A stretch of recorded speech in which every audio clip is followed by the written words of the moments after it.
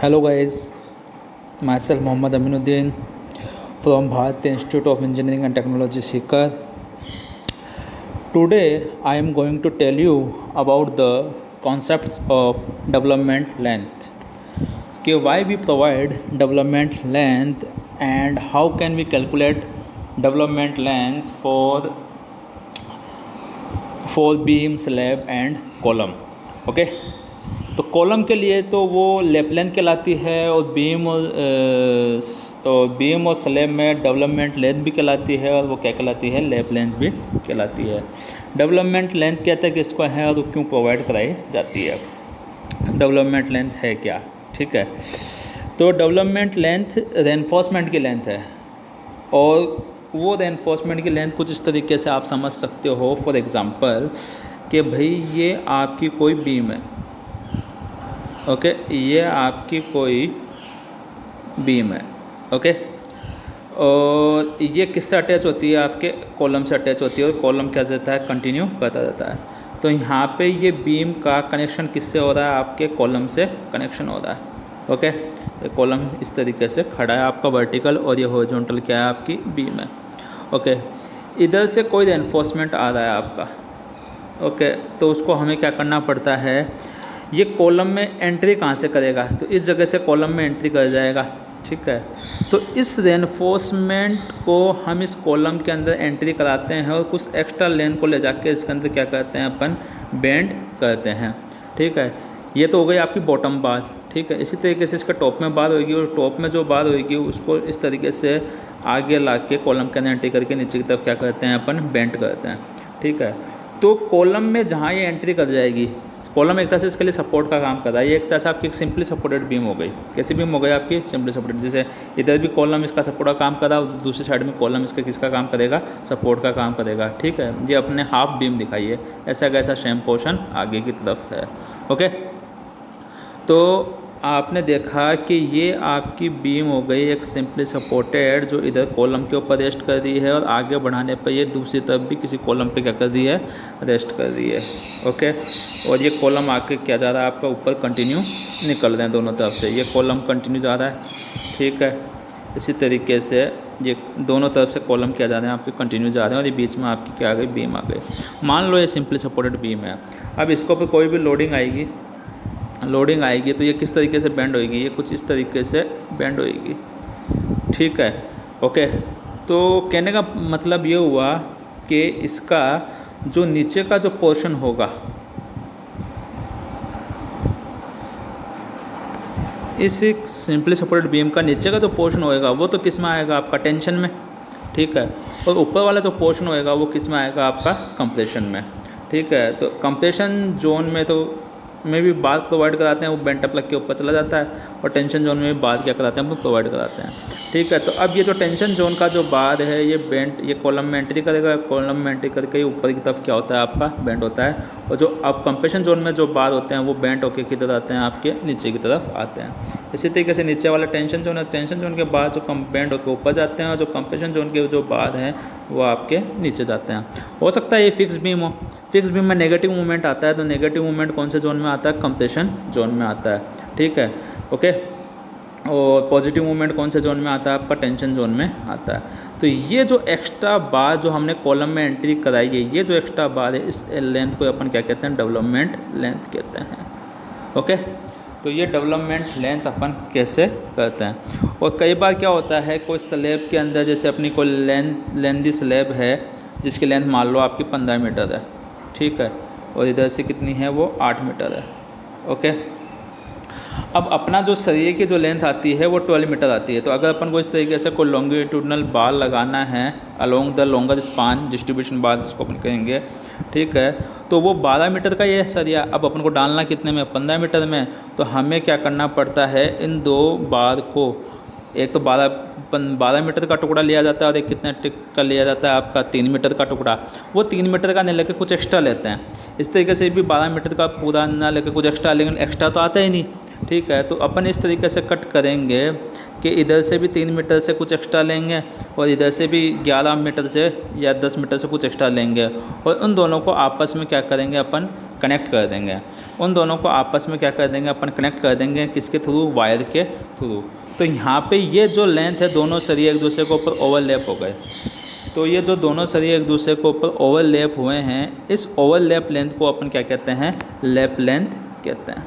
Okay, और ये lap length और डेवलपमेंट लेंथ दोनों के लिए फॉर्मूला क्या होता है आपका, सेम ही ड्राइव होता है। इसके अंदर कॉन्क्रीट भी तो फिलअप है, क्या है भाई, इसके अंदर कॉन्क्रीट भी फिलअप है। ठीक है, ये स्लैब के अंदर कॉन्क्रीट भी तो फिलअप है, बीच बीच में इस तरीके से कॉन्क्रीट। ठीक है, तो वो बॉन्ड किसके साथ बनाता है, स्टील कॉन्क्रीट के साथ बॉन्ड बनाता है, स्टील के साथ तो बॉन्ड बनाएगा नहीं। ठीक है, तो ये बॉन्ड बनता है, कॉन्क्रीट फिलअप है बीच में यहाँ पे। ठीक है, तो वो कॉन्क्रीट फिलअप है, तो ये इसके साथ एकदम से क्या होना चाहिए, बॉन्ड बनाना चाहिए। ठीक है, तो बॉन्ड इस तरीके से बने कि ये बॉन्ड टूटे नहीं। ठीक है, तो इसका मतलब स्टील की कॉन्क्रीट के साथ बॉन्ड स्ट्रेंथ है वो क्या होना चाहिए, आपकी मजबूत होना चाहिए। दूसरा ये है कि भाई स्टील के अंदर टेंशन जनरेट होता है जब उस पर लोड आता है। ठीक है, जब इस स्लैब पे ऊपर से लोड आएगा, टॉप से कोई लोड आएगा, तो ये भी इस तरीके से क्या होगी, आपकी बेंड होगी ना। तो बेंड होगी तो क्या होगी, मतलब ये खिंचेगी, टेंशन जनरेट होगी। तो कहने का मतलब है कि ये जो टेंशन जनरेट होती है, एक तो इस पर टेंसाइल फोर्स लग रहा है जो उसको बाहर की तरफ खींच रहा है। ठीक है, और जब ये टेंसाइल जो है तो ये बॉन्ड को तोड़ने का क्या करेगा, काम करेगा। तो जो टेंसाइल फोर्स है ये स्टील का कंक्रीट के साथ जो बॉन्ड बन गया उस बॉन्ड को क्या करने का, तोड़ने का काम करेगा। जैसे यूँ समझ सकते हो कि आपने एक पेन लिया और उसको अपने मुट्ठी में क्या कर लिया, आपने बंद कर लिया। ठीक है, जब उस पेन को आप अपने मुट्ठी में क्या कर लोगे, बंद कर लोगे। जैसे ये पेन लिया, उसको आपने अपने हाथ की मुट्ठी में क्या कर लिया, बंद कर लिया। तो अब ये इसके अंदर क्या हो गया, फिक्स हो गया। अगर इस पेन के ऊपर इधर साइड से मैं फोर्स लगाऊं और वो फोर्स आपकी जो पकड़ है, हाथ की जो पकड़ है उस पेन के ऊपर, उससे ज़्यादा मजबूत हुई तो ये निकल के भाग जाएगा। तो इसका मतलब तो क्या हुआ कि टेंसाइल फोर्स जो है वो इसकी बॉन्ड स्ट्रेंथ से क्या हो गया, आपका ज़्यादा हो गया। ठीक है, सेकंड कंडीशन ये हो सकती है कि आपने उस पेन को इतनी ज़्यादा मजबूती से पकड़ा है कि ठीक है कि अगर उस पर अगर आप टेंसाइल फोर्स लगा भी रहे हो, ठीक है, तो वो आपकी जो मुट्ठी है, हाथ की जो पकड़ है, उससे निकल नहीं पा रहा। ठीक है, लेकिन वो पेन ही ब्रेक हो गया, पेन ही क्या हो गया, आपका ब्रेक हो गया, निकला नहीं वो, लेकिन क्या हो गया, ब्रेक हो गया। तो दो कंडीशन अराइज हो सकती है सेम टू सेम स्टील के साथ। कि स्टील जब कंक्रीट के अंदर फिलअप होता है तो स्टील की बार के ऊपर को टेंसाइल फोर्स लगता है। ठीक है, तो टेंसाइल फोर्स लगता है तो या तो वो स्टील उस कंक्रीट की पकड़ से निकल जाएगा, तो उस केस में तो उसका जो टेंसाइल फोर्स है, टेंसाइल स्ट्रेंथ है स्टील की, वो उसकी बॉन्ड स्ट्रेंथ से ज़्यादा थी। सेकंड केस ये हो सकता है कि वो बॉन्ड इतना मजबूत था कि स्टील को आपने पकड़ के खींचा तो बॉन्ड तो नहीं निकला, यानी स्टील उससे तो नहीं निकला, लेकिन स्टील के दो टुकड़े हो गए बीच में से। ठीक है, स्टील खुद ही खिंच गया, उसके बीच में से दो टुकड़े हो गए, आधा ऐसा तो उसके अंदर ही रह गया, कंक्रीट के अंदर आधा बाहर आ गया। तो उस केस में क्या हुआ, उस केस में उसकी बॉन्ड स्ट्रेंथ थी ना, वो ज़्यादा मजबूत थी। तो डेवलपमेंट लेंथ देने का रीज़न ये है कि उस स्टील को कंक्रीट के अंदर इतनी लेंथ पर कम से कम आप अंदर तक डालो, ठीक है, ताकि वो उसके साथ बॉन्ड इतनी मजबूत बनाए कि स्टील टूट जाना चाहिए लेकिन वो बॉन्ड नहीं छूटना चाहिए। ठीक है, तो ये बेसिक कॉन्सेप्ट होता है अपना डेवलपमेंट लेंथ का। ओके, तो अब देखो आप इसके अंदर कि डेवलपमेंट लेंथ या lap length, minimum length of reinforcement की वो length that is required to embedded inside concrete. Embedded यानी अंदर डली हुई है, कॉन्क्रीट के अंदर डली हुई जो सरिया है, such that the strength of reinforcement in bond. तो रेनफोर्समेंट की यानी स्टील की स्ट्रेंथ बॉन्ड में जितनी मजबूत होगी is not less than the strength of reinforcement in tension. यानी टेंशन में जो उसकी स्ट्रेंथ है, टेंसाइल फोर्स को कितना एडजस्ट कर पा रही है, एक तो वो स्ट्रेंथ, और एक वो कंक्रीट के साथ बॉन्ड बना रही है वो स्ट्रेंथ। तो कंक्रीट के साथ बॉन्ड बनाने वाली जो स्ट्रेंथ है ना, वो उसकी टेंसाइल स्ट्रेंथ से क्या होना चाहिए, मजबूत होना चाहिए। तो इस टाइप की जो लेंथ होती है, इस टाइप की मिनिमम लेंथ हम जो कंक्रीट के अंदर डालते हैं, ठीक है, उस एक्स्ट्रा लेंथ को अपन क्या कहते हैं, डेवलपमेंट लेंथ कहते हैं। ठीक है, अब डेवलपमेंट लेंथ को देखो आप फॉर्मूले से इस तरीके से समझो। मान लो ये आपकी कंक्रीट की क्या है, बीम है, ओके, और इसके अंदर एक कंक्रीट फिलअप है, और साथ में इसके अंदर क्या हो गया, आपका ये स्टील भी क्या हो गया, इस तरीके से डला हुआ है। ओके, जूम करके दिखाता हूँ कि भाई ये आपकी कंक्रीट की बीम है, ओके, और इसके अंदर ये आधी स्टील तो बाहर निकला हुआ है इसका, और आधा कंक्रीट के अंदर है। ओके, चलो, तो जो लेंथ कंक्रीट के अंदर है ना, वो लेंथ क्या कहलाएगी, डेवलपमेंट लेंथ कहलाएगी। ठीक है, जैसे मान लो वो बीम से किस में, कॉलम में जो एंट्री कर गई जो लेंथ, वो डेवलपमेंट लेंथ कहलाएगी। ठीक है, तो ये अब इसके ऊपर क्या लग रहा है, जैसे कोई टेंसाइल फोर्स लग रहा है, ठीक है। और ये किस पे लग रहा है, इसके क्रॉस सेक्शन एरिया पे लग रहा है। तो क्रॉस सेक्शन एरिया क्या होता है, इसका सर्किल होता है। ठीक है, तो अपन पढ़ते हैं फोर्स का फॉर्मूला, कि फोर्स का फॉर्मूला होता है stress into area, stress into area. ठीक है, तो फोर्स तो हो गया आपका टी। अब इस पर ये स्ट्रेस कितनी लग रही है, तो स्ट्रेस तो किस में लगती है, मटेरियल में लगती है। मटेरियल क्या है, स्टील है। तो स्टील के अंदर कितनी स्ट्रेस अपन मान के चलते हैं कि इस मटेरियल की स्ट्रेस कितनी है। ठीक है, कितने फोर्स को ये रेजिस्ट कर पाता है, वो इसकी क्या कहलाएगी, स्ट्रेस कहलाती है। तो अपन जैसे अपन को अगर Fy 415 दे दिया, तो अपन मान के चलते हैं कि उसकी जो स्ट्रेंथ है वो 415 न्यूटन पर mm स्क्वायर है। Fy अगर 250 है, माइल्ड स्टील है तो 250 होएगा, है ना। 500 है, HYSD बार 500 है, तो इसकी Fy कितनी होगी, 500। तो लिमिट स्टेट मेथड में टोटल स्ट्रेंथ कंसिडर नहीं की जाती इसकी। तो इसके अंदर अपन को फैक्टर ऑफ सेफ्टी से क्या करना पड़ता है, इसको डिवाइड करना पड़ता है। तो जब Fy उसकी टोटल स्ट्रेंथ है, टोटल स्ट्रेंथ कितनी है उसकी Fy, लेकिन अपन को फैक्टर ऑफ सेफ्टी क्या करना पड़ता है, कंसिडर। तो फैक्टर ऑफ सेफ्टी जो स्टील के अंदर कंसिडर किया जाता है वो 1.15 कंसिडर किया जाता है। यानी एक्चुअल में जैसे उसकी स्ट्रेंथ कितनी होनी चाहिए थी, 415 होनी चाहिए थी। ओके, लेकिन वो उसकी 415 न लेके 415 को आप 1.15 से क्या करो, डिवाइड करो। हम मान के चलेंगे कि उसकी स्ट्रेंथ उतनी है। ओके, तो 415 को जब आपने 1.15 से डिवाइड किया, तो हमने मान के चला कि इसकी जो डिज़ाइन स्ट्रेंथ है वो 360 न्यूटन पर mm स्क्वायर है। स्टील की एक्चुअल में कितना लोड, कितनी स्ट्रेंथ थी, 415 थी, लेकिन फैक्टर ऑफ सेफ्टी कंसिडर किया जाता है। फैक्टर ऑफ सेफ्टी कंसिडर करके हमने मान के चला कि जो उसकी स्ट्रेंथ है ना वो 360 न्यूटन पर mm स्क्वायर ही है। तो Fy अपॉन 1.15 को अपन 0.87 Fy भी लिख सकते हैं। ठीक है, तो अपन मान के चलेंगे कि उसमें 0.87 Fy स्ट्रेस क्या हो रही है, आपकी जनरेट हो रही है, वो इतनी ही स्ट्रेस को कैरी कर सकता है स्टील। ठीक है, तो अब आपको मैंने बताया फोर्स का फॉर्मूला मैंने बताया आपका स्ट्रेस इनटू एरिया। ठीक है, तो फोर्स तो हो ही गया आपका 0.87 Fy, और एरिया क्या होगा, तो एरिया होएगा जिस एरिया पर वो फोर्स लग रहा है, तो वो कौन से एरिया पर लग रहा है, उसके क्रॉस सेक्शन एरिया पर लग रहा है। तो क्रॉस सेक्शन एरिया स्टील का अपन कैसे लिखते हैं, AST से लिखते हैं। और AST का अपना जो फॉर्मूला होता है, AST का जो फॉर्मूला होता है वो होता है π/4d²। तो इस तरीके से अपन ने टेंसाइल स्ट्रेंथ ऑफ स्टील निकाली कि टेंसाइल फोर्स कितना कैरी कर सकता है। तो टेंसाइल स्ट्रेस, जिसको अपन परमिसिबल स्ट्रेस इन स्टील भी बोलेंगे, जो कितनी होती है 0.87 Fy, कि परमिट इतना ही करता है। एक्चुअल में Fy स्ट्रेस है उसकी, लेकिन वो परमिट कितना करता है, 0.87 ही कर रहा है। अपन ने 1.15 का क्या ले लिया, फैक्टर ऑफ सेफ्टी यूज़ में ले लिया। ओके, तो 0.87 Fy को अपन किससे मल्टीप्लाई कर देंगे, उसको क्रॉस सेक्शन एरिया से मल्टीप्लाई कर देंगे। ओके, तो इस तरीके से अपन ने उसकी टेंसाइल स्ट्रेस निकाली। तो उसकी टेंसाइल स्ट्रेस हो गई 0.87 Fy इंटू AST। इतना फोर्स को वो टेंसाइल जोन में इतने फोर्स को क्या कर सकता है, रजिस्ट कर सकता है। ओके, अब उसकी दूसरी स्ट्रेंथ देखते हैं। ठीक है, तो दूसरी स्ट्रेंथ कौन सी थी उसकी, दूसरी स्ट्रेंथ जो थी वो थी उसकी बॉन्ड स्ट्रेंथ। ठीक है, तो ये तो हो गया टेंसाइल फोर्स लग रहा है जो उसको खींचने का काम करता है। अब बॉन्ड स्ट्रेस क्या है, बॉन्ड स्ट्रेस बताना है वो कंक्रीट के साथ। तो ये भाई कंक्रीट है और कंक्रीट की बीम है और इसके अंदर ये स्टील डली हुई है। ठीक है, तो ये इसके साथ क्या बना रहा है, पकड़ कर रहा है, मजबूत कर रहा है। तो यहाँ पे ये जो इसका सरफेस एरिया है, ये चारों तरफ कंक्रीट से क्या है, फिलअप है। अब मैं इसका सरफेस एरिया निकालूँ, ठीक है, तो इसका सरफेस एरिया क्या होएगा, इसका सरफेस एरिया यही होएगा कि जो उसके चारों तरफ के सरफेस का एरिया है। तो इसका जो शेप होता है ना वो कैसा होता है, आपका सिलेंड्रिकल होता है, बेलनाकार। और उसका जो एरिया होता है सिलेंडर का एरिया, वो होता है आपका πd।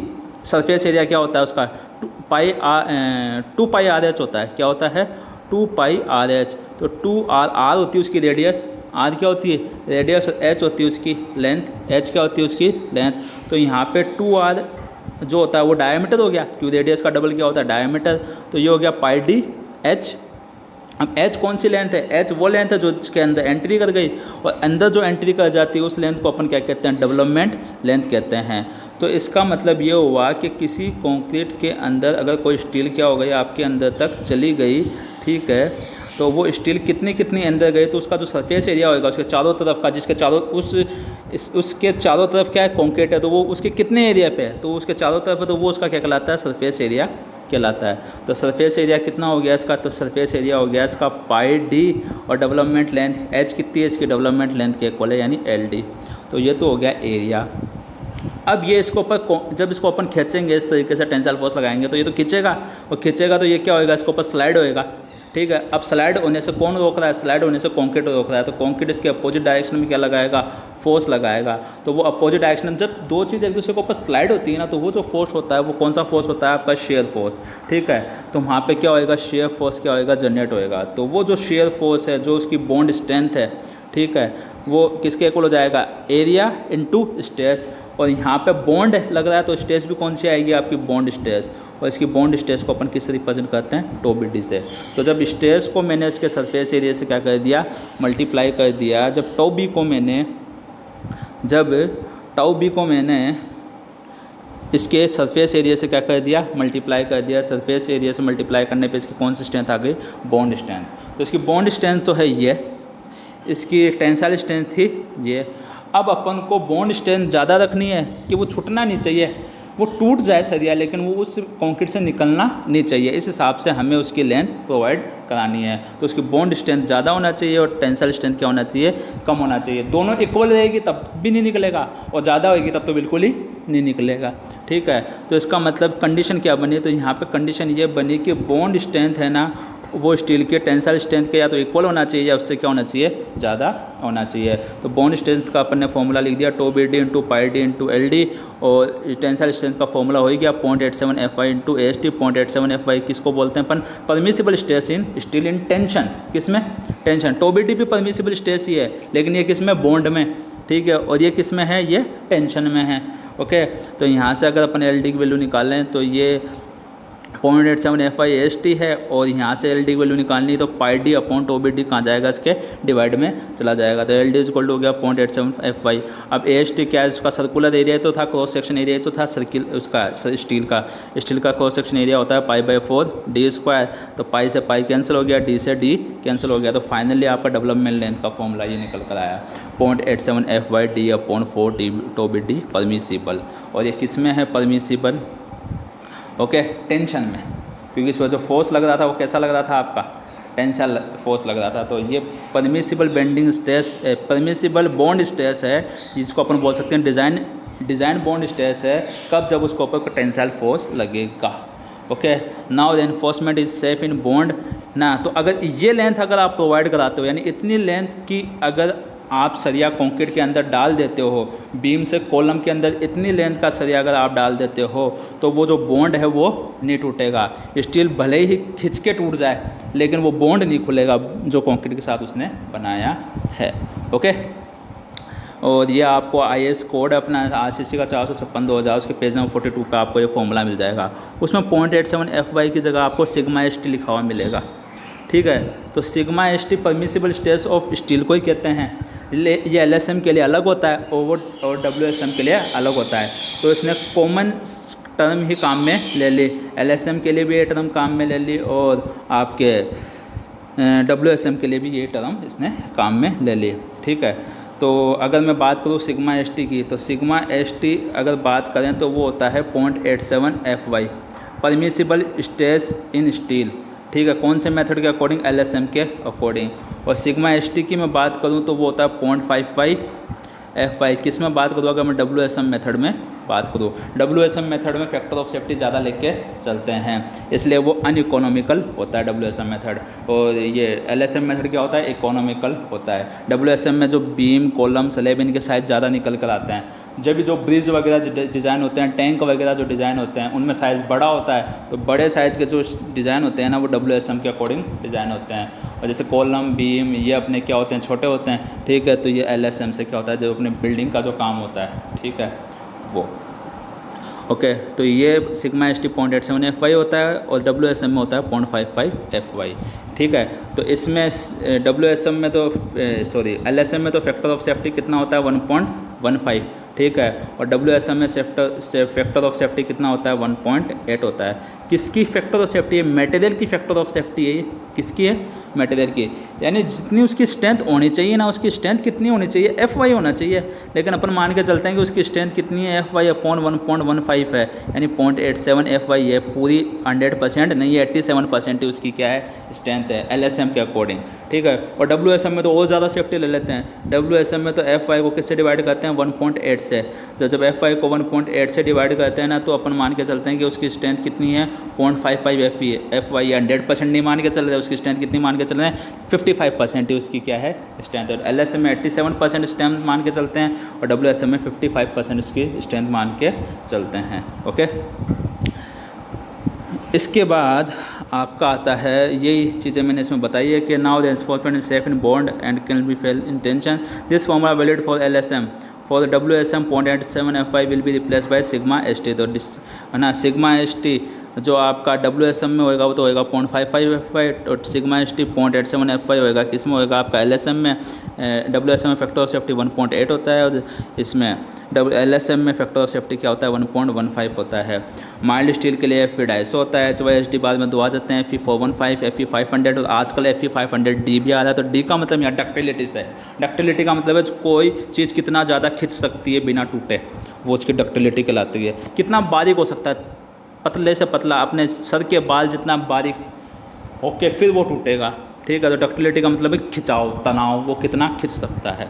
ओके, इस हिसाब से अपन ने ये बात करी। ओके, ठीक है। तो ये कुछ जनरल टर्म थी। मेन तो था मेरे को आपको फॉर्मूला बताना कि ये LD का फॉर्मूला आता कैसे है, ठीक है। अपन तो डायरेक्ट याद करते हैं कि LD होती है 50D, है ना। अब अपन इस फॉर्मूले का यूज़ करके LD is equal to 0.87 Fy D upon 4 2BD का, आपकी कैसी भी कंडीशन हो, स्टील आपका टेंशन में हो, स्टील आपका कंप्रेशन में हो, ठीक है, अपन हर एक केस के अंदर उसकी क्या निकाल सकते हैं, डेवलपमेंट लेंथ निकाल सकते हैं। हमें इसके लिए तो क्या क्या चाहिए, फॉर्मूले से हमें पता चल रहा है। एक तो हमें Fy पता होना चाहिए, यानी स्टील की ग्रेड पता होना चाहिए। एक हमें क्या पता होना चाहिए, स्टील का डायमीटर पता होना चाहिए, ठीक है। और एक होती है TOBD, डिज़ाइन बॉन्ड स्ट्रेस पता होना चाहिए। तो डिज़ाइन बॉन्ड स्ट्रेस किस पर डिपेंड करती है, ये कंक्रीट की ग्रेड के ऊपर डिपेंड करती है, ठीक है। M20 के लिए अलग होगी, ये M25 के लिए अलग होगी। तो उसके लिए आप IRC का जो कोड है अपना, RCC का जो कोड है IS 456-2000 वो यूज़ कर सकते हो। उसके पेज नंबर 43 पर आपको ये टेबल ईजिली मिल जाएगी। TOBD डिज़ाइन बॉन्ड स्ट्रेस, ठीक है। फॉर प्लेन बार बोलते माइल्ड स्टील के लिए, ठीक है। HYSD के लिए अलग होता है। इसको थोड़ा सा ध्यान से समझो, ये LSM की टेबल है, WSM की टेबल अलग होगी, ठीक है। अपन LSM की बात करते हैं। तो ग्रेड ऑफ कंक्रीट अगर M20 है तो TOBD की वैल्यू कितनी होती है, 1.2। टेंशन में, जब कोई स्टील किस में हो, टेंशन में हो, ठीक है। अब ये टेंशन जोन, कंप्रेशन जोन, ये डिपेंड करता है टाइप ऑफ बीम के ऊपर। कैंटिलीवर है आपकी, तो कैंटिलीवर में टेंशन जोन ऊपर होता है, कंप्रेशन जोन नीचे होता है। सिंपली सपोर्टेड में टेंशन जोन नीचे होता है और कंप्रेशन जोन ऊपर होता है, ठीक है। ये उसके ऊपर डिपेंड करता है, ठीक है। तो कोई बीम अगर टेंशन जोन में, कोई स्टील का जो सरिया वो टेंशन जोन में है, ठीक है, तो उसके लिए M20 कंक्रीट अगर आप उसमें काम में ले रहे हो तो उसकी TOBD की वैल्यू 1.2 होगी। M25 के लिए 1.4 होगी, M30 के लिए 1.5 होगी, M35 के लिए 1.7 होगी, M40 उससे ज़्यादा है कंक्रीट की ग्रेड तो 1.9 होगी। अब वो का वही स्टील आपका टेंशन की बजाय किस में है, कंप्रेशन में। तो अब स्टील टेंशन में तो वैसे मजबूत होता है, लेकिन कंप्रेशन में उससे भी ज़्यादा मजबूत होता है। देखो, आप स्टील को खींचोगे तो एक हद के बाद वो खिंच जाएगा, लेकिन स्टील को आप दबाओ, क्या वो दबेगा, ठीक है। बहुत जोर आएगा दबाने में, तो उसकी कंप्रेसिव स्ट्रेंथ है ना, उसकी टेंसाइल स्ट्रेंथ से भी क्या होती है, ज़्यादा होती है, ठीक है। तो इसलिए कंप्रेशन स्ट्रेंथ अगर उसकी निकालनी है, बॉन्ड स्ट्रेस अगर उसकी कंप्रेशन में निकालनी है, तो टेंशन में जो बॉन्ड स्ट्रेस थी ना, उसको 25% बढ़ा दो। कितना बढ़ा दो, 25%। 25% बढ़ाने का मतलब है 1.25 से क्या कर दो, मल्टीप्लाई। तो 1.2 का जब 25% अपन ने बढ़ाया, तो 1.2 का 25% और एक्स्ट्रा किया तो ये हो गया 1.5। 1.4 को 25% और बढ़ाया, यानी 1.25 से मल्टीप्लाई किया तो 1.75, ठीक है। ये TOBD निकल रही है सब। तो टेंशन जोन में की तो TOBD ये होगी, और कंप्रेशन जोन में कोई स्टील है तो वो उसकी TOBD ये होगी। कौन सी स्टील के लिए, माइल्ड स्टील के लिए, यानी Fe250 की बात चल रही है खाली, ठीक है। ओके, इसके बाद आती है आपकी टेबल HYSD बार के लिए, कि जब HYSD बार हो, HYSD बार में दोनों आ गए, Fe415 भी आ गया और Fe500 भी आ गया। तो उसमें अगर आपको ग्रेड ऑफ कंक्रीट ये दे रखी है अलग अलग, ठीक है। तो टेंशन में जो उसकी बॉन्ड स्ट्रेस होएगी, तो जाहिर सी बात है कि HYSD बार की बॉन्ड स्ट्रेस ज़्यादा होएगी as compare to mild steel bar. तो कितनी ज़्यादा होती है, ठीक है, तो देखो कितनी ज़्यादा होती है, वो होती है 60% ज़्यादा। कितनी होती है? माइल्ड स्टील बार की टेंशन में कितनी थी? 1.2, 1.4, 1.5, 1.7, 1.9 थी। और आप देखोगे HYSD बार की, किसकी? HYSD बार की कितनी परसेंट इंक्रीज़ हो गई? 60% इंक्रीज़ हो गई। ये डाटा कौन से हैं? 1.2, 1.4, 1.5, 1.7, 1.9। ये माइल्ड स्टील के डाटा हैं, टेंशन वाले। कि टेंशन में कोई माइल्ड स्टील का तो सरिया है टेंशन जोन में, तो उसकी बॉन्ड स्ट्रेस इतनी होगी 1.2, 1.4, 1.5, 1.7 एंड 1.9। लेकिन अगर वही सरिया HYSD बार है ना, उसी जगह माइल्ड स्टील की जगह HYSD बार डाल दिया तो उसकी स्ट्रेंथ कितनी इंक्रीज़ हो जाती है? 60% इंक्रीज़ हो जाती है। तो 60% इंक्रीज़ होने का मतलब उसको 1.6 से क्या कर दो आप? मल्टीप्लाई कर दो। अब वो का वही सरिया HYSD बार कंप्रेशन जोन में हो, HYSD बार का वो का वही सरिया किस में हो? कंप्रेशन जोन में हो। तो कंप्रेशन जोन में तो टेंशन जोन की भी कितना बढ़ाते हैं? 25% बढ़ाते हैं। तो टेंशन जोन का के लिए बेंडिंग बॉन्ड स्ट्रेस ये थी, ठीक है। तो कंप्रेशन जोन में तो बॉन्ड स्ट्रेस को क्या करो आप, जो भी टेंशन जोन की बॉन्ड स्ट्रेस है ना, उसको 1.25 से क्या कर दो? मल्टीप्लाई करा दो। क्लियर?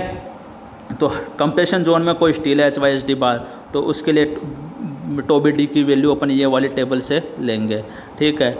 और अगर टेंशन जोन में कोई स्टील बार है, ठीक है, उसके लिए अपन TOBD कहाँ से लेंगे? इस टेबल से लेंगे। क्लियर हो गई बात? ठीक है। इसके इस आपसे मैंने एक एग्ज़ाम्पल लिया है, वो एग्ज़ाम्पल आप देख लो कि आपको डेवलपमेंट लेंथ निकालना है किसी बीम के लिए, किसी सरिये के लिए जिसमें M25 कंक्रीट काम में आ रही है और Fe 500 स्टील काम में आ रहा है। तो अपन फॉर्मूला लगाएंगे एल डी का फॉर्मूला है 0.87 FD/4 TOBD। तो 0.87 F/500 दे दिया, डी जितना भी डायमीटर होएगा स्टील का वो देख लेंगे 4। और बात आते हैं TOBD की, तो TOBD अपन ने लिया 2.8, ठीक है। तो एक तो ये किस में है? कंप्रेशन में। दूसरा क्या है? M25 कंक्रीट है और Fe 500 स्टील है। Fe 500 स्टील है, इसका मतलब HYSD बार है, ठीक है। तो इसके लिए हम देखो हमने एक टेबल बनाई थी इससे जस्ट पहले कि HYSD बार के लिए Fe 500 इसका मतलब HYSD बार है, ठीक है। दूसरी बात वो स्टील किस में? कंप्रेशन में। तीसरी बात M25 क्या है? कंक्रीट है। तो M25 कंक्रीट है, कंप्रेशन में और HYSD बार है, तो उसके लिए बॉन्ड स्ट्रेस कितनी होगी आपकी?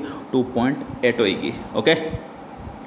और 2.8 होगी तो अपने TOBD की वैल्यू 2.8 रख दी, और जब इसको सॉल्व किया तो ये आ गया 38.83D, ठीक है, जिसको अपन लगभग 39D या 40D ले लेते हैं, ठीक है। इतनी लेंथ अपन प्रोवाइड करा देंगे। कंप्रेशन जोन में कोई अगर स्टील है, तो अगर वो स्टील टेंशन जोन में होता आपका, ठीक है, तो वो स्टील अगर टेंशन जोन में होता तो उसके लिए फॉर्मूला तो सेम ही है, ठीक है।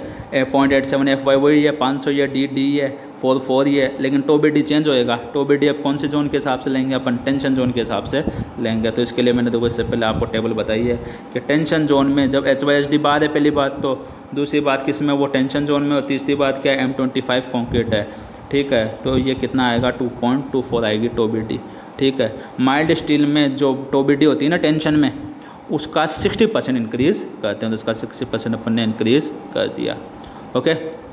और जैसे इंक्रीज़ किया तो ये वैल्यू आ गई 2.24, और ये वैल्यू रख कर अपन इसको सॉल्व करते हैं तो ये आता है 48.54D। 48.54D का मतलब लगभग कितना हो गया ये, है ना? एग्जैक्ट तो ये है, और फिर 49D ले लेते हैं, कई ले लेते हैं 50D। तो अपन जनरली जो लेते हैं ना 50D वो इसी वजह से लेते हैं, ठीक है। 50D से लेकर 60D। अब आप इसमें करते जाओ, चेंज करते जाओ, ठीक है। 500 तुम आजकल सब 500 स्टील तो 500 ही काम में आ रही है, ठीक है। 415 और 250 तो कहीं काम में आ नहीं रही। 250 तो बिल्कुल ही बंद हो गई, 415 भी लगभग बंद हो गई। 500 आती है बड़ी बिल्डिंग हो, 415 तो कोई नहीं ले रहा, 500 ले रहा है, ठीक है।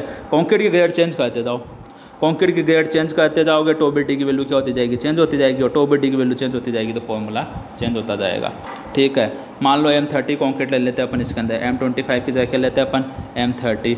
तो M30 के हिसाब से देख लो टेबल, तो M30 के हिसाब से कंप्रेशन में तो 3 है और टेंशन में कितना है? 2.4 है, ठीक है। तो रख के देख लो, कंप्रेशन में तो कितना? 3।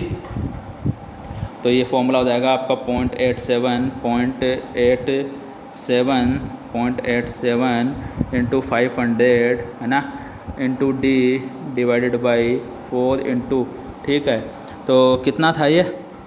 कंप्रेशन में तो 3 था, तो कंप्रेशन में तो 3 था, तो इसको अगर अपन सॉल्व करते हैं 0.87 इंटू 500 डिवाइडेड बाई 4 इंटू 3, तो 4 इंटू 3, तो कंप्रेशन में अगर करते हैं तो ये कितनी आती है 36.25 आती है। ठीक है, जिसको लगभग कितना ले लेते हैं 36.25 है तो 37D ले लेते हैं। ठीक है, इतना ले लेते हैं। और अपन टेंशन की अगर बात करें तो टेंशन के हिसाब से कितनी थी वैल्यू, टेंशन के हिसाब से थी 2.4। ठीक है, तो 2.4 M30 के लिए 2.4 थी। ठीक है, तो M30 के हिसाब से निकालना है तो अपन लिखेंगे 0.87 इंटू 500 डिवाइडेड बाई 4 इंटू कितनी थी भूल गया, और मैं तो वापस से देखना पड़ेगा, 2.4 थी ना, 2.4 थी, तो ये हो जाएगा 0.87 इंटू 500 डिवाइडेड बाई 4 इंटू 2.4। ठीक है, तो ये आ जाएगा आपका 45, कितनी आ जाएगी 45D। ओके, और कम होती जाएगी। ठीक है, तो यहाँ से तो ये पता चल रहा है कि जैसे जैसे कंक्रीट की ग्रेड बढ़ाते जाओगे डेवलपमेंट लेंथ क्या देनी पड़ेगी आपको, कम देनी पड़ेगी, क्योंकि कंक्रीट की ग्रेड बढ़ा दो तो मजबूत देगा वो वैसे स्टील को नहीं छोड़ेगा जैसे जैसे कंक्रीट की ग्रेड बढ़ाओगे आप, है ना। और जैसे जैसे स्टील की ग्रेड बढ़ाओगे तो स्टील मजबूत होता जाएगा, और जब स्टील मजबूत होता जाएगा तो वो तो जितना ज़्यादा हेवी स्टील हाई जो होएगा स्टील होएगा, ठीक है, तो वो उतना ज़्यादा खींचने की कोशिश करेगा, वो उतना ज़्यादा खींचने की कोशिश करेगा तो वो क्या देगा आपको, उसके लिए बॉन्ड स्ट्रेस क्या होती जाएगी आपकी, डेवलपमेंट लेंथ ज़्यादा देनी पड़ेगी। अगर स्टील की ग्रेड बढ़ाते हो तब तो डेवलपमेंट लेंथ बढ़ेगी, कंक्रीट की ग्रेड बढ़ाते हो तो डेवलपमेंट लेंथ क्या होगी आपकी, कम होगी। ठीक है, क्योंकि कंक्रीट की ग्रेड बढ़ाओगे तो वो उसको मजबूत करेगा, ठीक है, स्टील को जाने नहीं देगा। ठीक है, लेकिन जैसे आप स्टील की ग्रेड बढ़ाओगे तो अब स्टील हैवी है, ठीक है, तो वो छूटना की कोशिश करेगा, क्या करेगा, छूटने की कोशिश करेगा, क्योंकि उसकी टेंसाइल स्ट्रेंथ बढ़ जाएगी। जितना ज़्यादा आप